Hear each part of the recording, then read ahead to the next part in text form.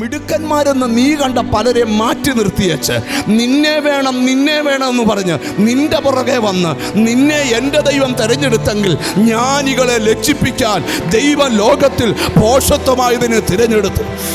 ബലമുള്ളതിനെ ലജ്ജിപ്പിക്കുവാൻ ദൈവം ലോകത്തിൽ ബലഹീനമായതിനെ തിരഞ്ഞെടുത്തു.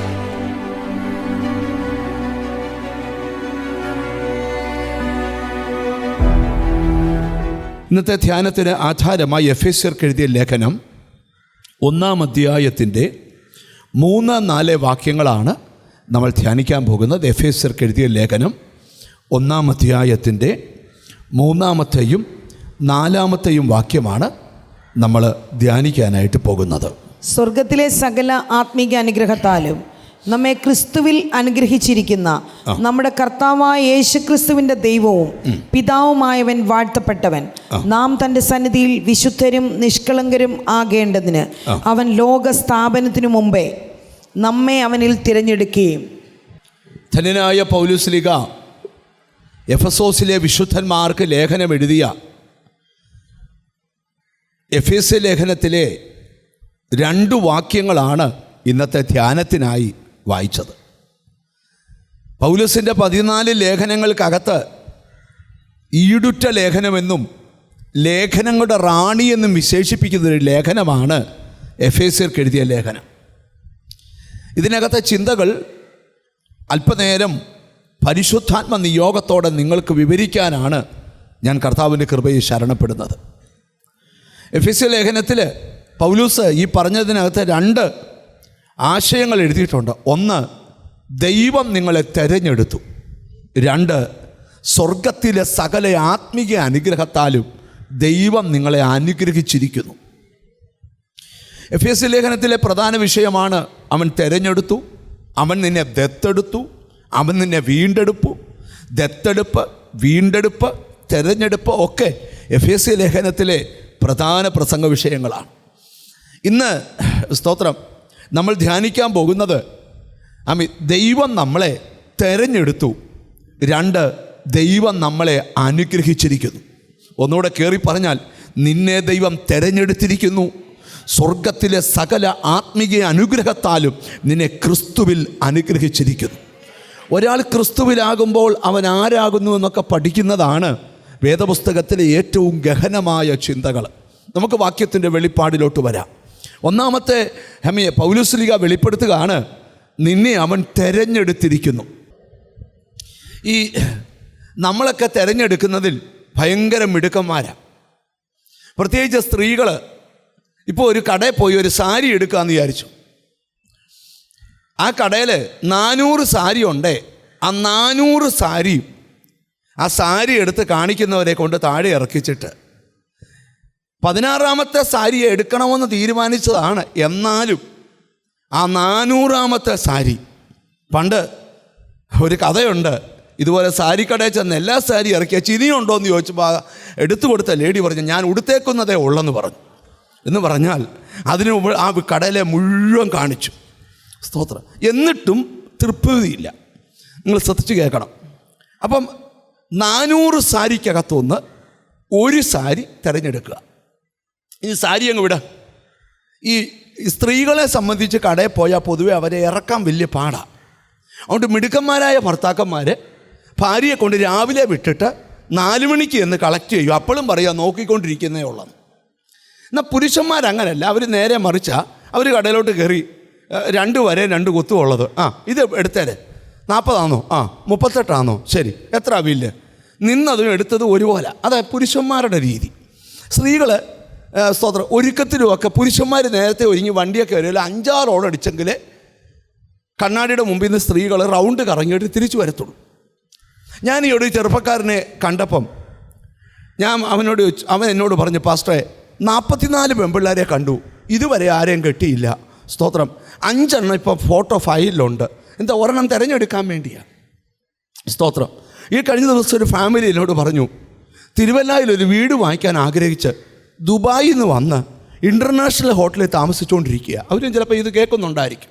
സ്തോത്രം. അവരെന്നോട് പറഞ്ഞു, തിരുവല്ലയ്ക്ക് പരിസരത്ത് 23 വീട് കണ്ടു. സ്തോത്രം. ഒന്നിൻ്റെ കിച്ചൺ നോക്കുമ്പം ഒന്നിൻ്റെ ബെഡ്റൂം ഒക്കത്തില്ല. ഒന്നിൻ്റെ ബെഡ്റൂം ഒത്തപ്പോൾ എല്ലാം ഒത്തായിരുന്നു, പക്ഷേ സിറ്റ് ഔട്ടിൻ്റെ ഷേപ്പ് മാറി കിടക്കുക. എന്നാൽ ഞാൻ പറഞ്ഞു അതങ്ങ് ഷേപ്പ് വരുത്തിയാൽ പോരെ, അത് ഷേപ്പ് വരുത്തിയാൽ പിന്നെ ഞങ്ങളുടെ ബെൻസ് കയറുകയില്ല. അപ്പോൾ ശ്രദ്ധിച്ച് കേൾക്കണം, വീട് തിരഞ്ഞെടുക്കാൻ നടക്കുക, കിട്ടുന്നില്ല. സ്തോത്രം. പലതിനും അഡ്വാൻസ് കൊടുക്കാൻ പോയാൽ കൊടുത്തില്ല.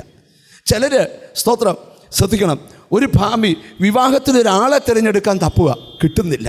ചിലർ കടയിൽ കയറി ഒരു ഡ്രസ്സ്. അപ്പം നമ്മളെല്ലാം തിരഞ്ഞെടുക്കുമ്പം ഇപ്പം നമുക്ക് 1 കിലോ ആപ്പിൾ വേണമെങ്കിൽ നമ്മളിവിടെ ചെന്ന് നിന്നുകൊണ്ട് പറയും, സ്തോത്രം സാറേ ഇതെടുക്ക്. നമ്മൾ കണ്ണി കാണുന്ന ആപ്പിളെല്ലാം എടുക്കുമ്പം നമ്മുടെ ദൈവത്തിന് സ്തോത്രം തട്ടിക്കകത്ത് എടുത്തിട്ടാലും അതിനകത്തൊന്നൊരു കുത്ത് കണ്ടാൽ നമ്മൾ അതെടുത്ത് അങ്ങോട്ട് എറിഞ്ഞിച്ച് പറയും, അതിടാൻ പറയും. തിരിച്ചിട്ടപ്പം വീണ്ടും കുത്തുണ്ടെങ്കിൽ അത് പിന്നെ എത്ര നേരം കൊണ്ടാണ് 1 ലോറി ആപ്പിളിനകത്തുനിന്ന് 1 കിലോ ആപ്പിൾ തിരഞ്ഞെടുക്കുന്നത്. അപ്പം നമ്മളെല്ലാം തിരഞ്ഞെടുക്കുന്ന കാര്യത്തിൽ ഭയങ്കര ഉസ്താദുക്കളാണ്. പക്ഷെ ബൈബിളിലെ ഏറ്റവും വലിയ വിഷയമാണ് ദൈവം നിന്നെ തിരഞ്ഞെടുത്തു എന്നുള്ള വിഷയം. സ്തോത്രം. ശ്രദ്ധിച്ച് കേൾക്കണം. നിൻ്റെ അപ്പുറത്തെ വീട്ടിൽ എഞ്ചിനീയറും ഡോക്ടറും കളക്ടറും സ്തോത്രം സയൻറ്റിസ്റ്റും ഒക്കെ ഉണ്ടായിട്ടും അവരെ ആരെയും തിരഞ്ഞെടുക്കാതെ ദൈവം എന്താ നിന്നെ തിരഞ്ഞെടുക്കാൻ കാരണം? ധന്യനായ പൗലോസ് കൊരിന്ത്യർക്ക് ലേഖനം എഴുതുമ്പോൾ ഒരു വാക്യം പറയുന്നുണ്ട്, അവൻ ജ്ഞാനികളെ ലജ്ജിപ്പിക്കുവാൻ ദൈവം ലോകത്തിൽ ഭോഷത്വമായതിനെ തിരഞ്ഞെടുത്തു. ലോകം മുഴുവൻ സുവിശേഷീകരിക്കുവാൻ സ്തോത്രം കുറേ സയൻറ്റിസ്റ്റുകളെ തിരഞ്ഞെടുത്തെന്നല്ല എഴുതിയേക്കുന്നേ, കുറച്ച് മുക്കുവ പിള്ളേരെ തിരഞ്ഞെടുത്തെന്ന. സ്തോത്രം. എന്ന് പറഞ്ഞാൽ മനസ്സിലായോ? ലോകം ജ്ഞാനമില്ലെന്ന് പറഞ്ഞ പലരെയും എൻ്റെ ദൈവം തിരഞ്ഞെടുത്തേച്ച് പറഞ്ഞു, ഇവനെ ഞാൻ ഉപയോഗിച്ചോളാം. ഞാനിന്ന് വിടിരിക്കുന്ന ചിലരോട് ദൂത് പറയാം, തെറ്റിത്തിന്നെ തിരഞ്ഞെടുത്തതല്ല, നിന്നെ ഉപയോഗിക്കാമെന്ന് നിൻ്റെ ദൈവത്തിന് ഉറപ്പുള്ളത് കൊണ്ട് നിന്നെ തിരഞ്ഞെടുത്തതാ. നിന്നെ ആരോ ആക്കാൻ എൻ്റെ ദൈവം ബന്ധപ്പെട്ടുകൊണ്ടിരിക്കുക, ആള് തെറ്റി തിരഞ്ഞെടുത്തതല്ല. ഞാൻ തന്നെ പലപ്പോഴും ഓർക്കാറുണ്ട്, എന്നെ തിരഞ്ഞെടുക്കാൻ എന്തുവാ കാരണം? ഞങ്ങളുടെ കുടുംബങ്ങളിൽ വെച്ച് ഒരു കഴിവുമില്ലാത്തൊരു മനുഷ്യനുണ്ട്, അത് ഞാനാ. എന്നെ എന്തിനാ തിരഞ്ഞെടുത്തേ? ഇന്ന് ഇത്രയും ആയിരക്കണക്കിന് വിശ്വാസികൾ കൂടുന്ന ചർച്ചിൻ്റെ പാസ്റ്ററാക്കാൻ കൊള്ളാമെന്ന് ദൈവത്തിന് ബോധ്യമാക്കി. ഞാൻ ഇന്ന് ഇവിടെ ഇരിക്കുന്ന ചിലരോട് ദൂത് പറയുക, ആമി സ്തോത്രം. നീ പലപ്പോഴും ചോദിക്കുന്നുണ്ട്, ഒരു കഴിവുമില്ലാത്ത എന്നെ എന്തിനാ തിരഞ്ഞെടുത്തേ? നിന്നെക്കുറിച്ച് നാട്ടുകാർക്കില്ലാത്ത പ്ലാൻ എൻ്റെ ദൈവത്തിനുണ്ട്. മനുഷ്യൻ്റെ കണ്ണുകൊണ്ട് നോക്കുന്ന പോലല്ല ദൈവത്തിൻ്റെ കണ്ണുകൊണ്ട് നോക്കുന്നത്. ഒരപ്പൻ പിള്ളേരെയെല്ലാം വിളിച്ച് മുമ്പിൽ നിർത്തി വെച്ച് പറഞ്ഞു, നിന്നെ പട്ടാളത്തിൽ വിടാൻ പോവാടാ. അമ്മ രണ്ടാമത്തെ നിന്നെ ഞാൻ പട്ടാളത്തിൽ വിടാൻ പോവാ. കൊച്ചവനെ നോക്കി വെച്ച് പറഞ്ഞു, നിന്നെ ഞാൻ ആടിനെ തീറ്റാൻ വിടാൻ പോവാ. മേളിയിരിക്കുന്ന ദൈവം നോക്കി വെച്ച് പറഞ്ഞു, പട്ടാളക്കാരനെ കൊല്ലത്തില്ല, പക്ഷേ ആടിനെ തീറ്റുന്നവനെ കൊള്ളാം. എന്തോനാ? രാജ്യത്തിൻ്റെ ചെങ്കോല് പിടിക്കാൻ. ഓ ഹല്ലേലൂയ.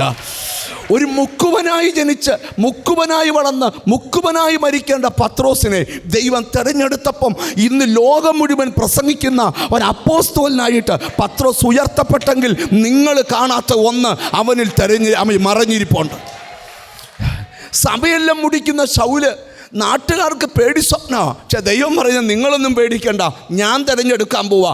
അവൻ്റെ അകത്തൊരു പൗലോസ് ഉറങ്ങിക്കിടപ്പുണ്ട്, ഞാൻ ഉണർത്തിക്കൊണ്ടുവരാം. സ്തോത്രം. കാളെ പൂട്ടുന്ന ഒരു ഏലീശായുടെ പുറകെ കർത്താവ് നടക്കുക. നമുക്ക് ചോദിക്കാം, കർത്താവേ സ്തോത്രം, ദൈവത്തിന് സ്കൈലൈൻ്റെ ഫ്ലാറ്റിൽ താമസിക്കുന്നവരെ വേണ്ടായോ? ദൈവത്തിന് സ്തോത്രം. ബെൻസേ വന്നവരെ വേണ്ട, എനിക്ക് കാളെപ്പൂട്ടുകാരനെ മതി. അതെന്നാ കർത്താവേ അവൻ്റെ പുറകെ നടക്കുന്നത്? അവൻ്റെ അകത്ത് രാജ്യത്തെ ചലിപ്പിക്കുന്ന ഒരഭിഷേകം ഞാൻ കൊടുക്കാൻ പോവാ.